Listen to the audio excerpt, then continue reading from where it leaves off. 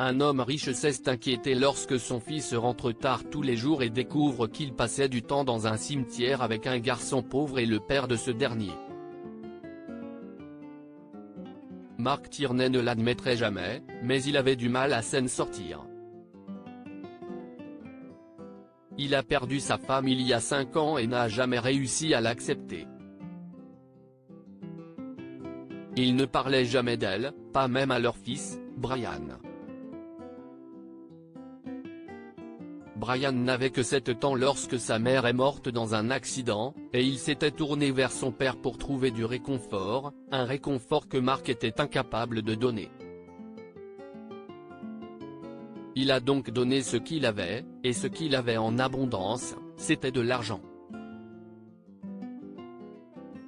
Dans les limites de ses capacités, Mark était un bon père. Il aimait Brian et s'inquiétait constamment pour lui. Au fond de lui, il avait peur de perdre aussi son fils. Puis Mark a remarqué que Brian rentrait tard tous les après-midi. Mark s'est rendu compte des horaires bizarres de Brian car, depuis le début de la pandémie, il a pris l'habitude de travailler en ligne.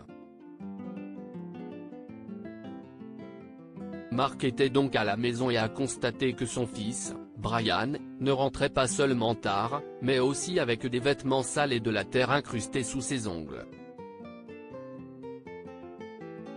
Lorsque son père l'interrogeait à ce sujet, Brian évitait la question et parlait vaguement de son ami Tim et d'un fort qu'il était en train de construire.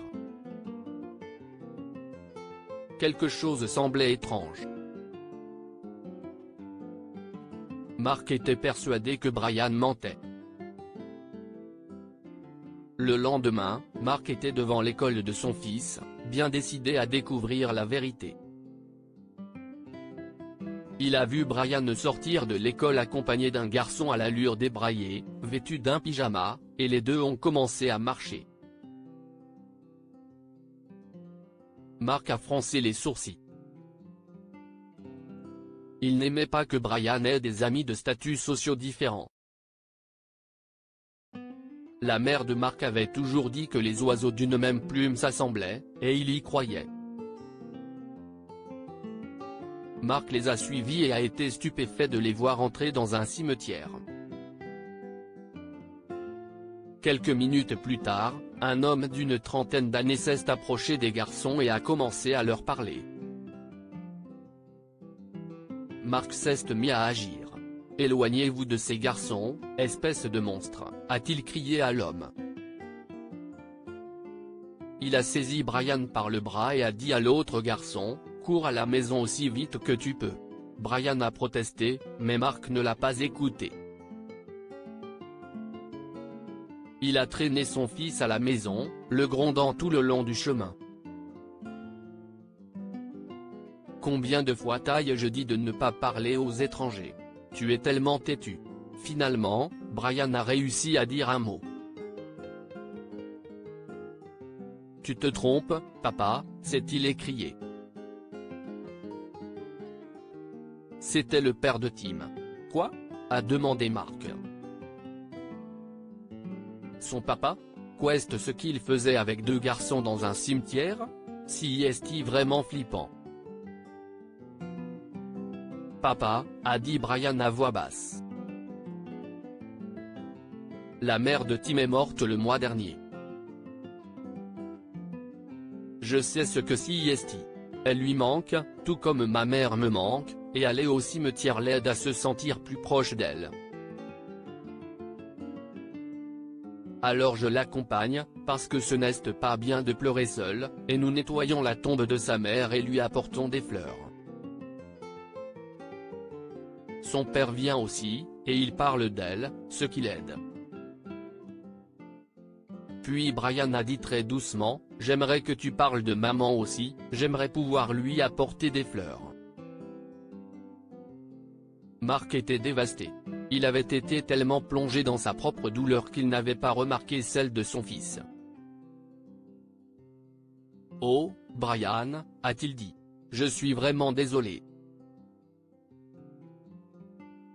Elle me manque tellement que j'ai parfois l'impression de ne pas pouvoir respirer.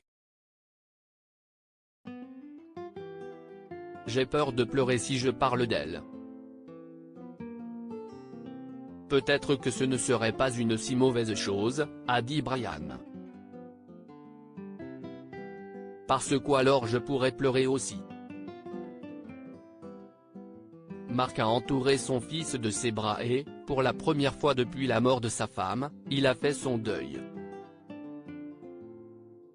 En fin d'après-midi, Mark et Brian se sont rendus en voiture chez Tim. Ils ont frappé à la porte et le père de Tim a répondu. Avant qu'il ne puisse dire quoi que ce soit, Mark a dit « Je suis désolé, je me suis trompé. Brian m'a tout raconté. Je suis vraiment désolé pour votre perte. » Tim est sorti et Mark s'est excusé auprès de lui aussi. « Chérissez votre amitié, les garçons, a-t-il dit. Elle vous réconfortera tout au long de votre vie. » Le lendemain, Mark et Brian ont accompagné Tim et son père au cimetière. Pour la première fois, Mark a emmené Brian sur la tombe de sa mère. Grâce au garçon, les deux pères sont devenus amis et Mark a aidé le père de Tim à se remettre sur pied. Il ne se souciait plus de savoir qui était riche ou pauvre. Mark a appris que ce qui compte, c'est le cœur, et que tous les cœurs se brisent à la mort d'un être cher. Mark a donné au père de Tim un emploi dans son entreprise et l'a aidé à rembourser ses dettes. Grâce à Tim et à son père, Mark et Brian ont finalement guéri de leur perte et ont gagné deux vrais amis. Que pouvons-nous apprendre de cette histoire? Quelle que soit notre situation financière, dans notre cœur, là aussi est important, nous sommes tous les mêmes. Mark a appris à apprécier ses amis pour leur gentillesse et leur compassion, et non pour leur richesse.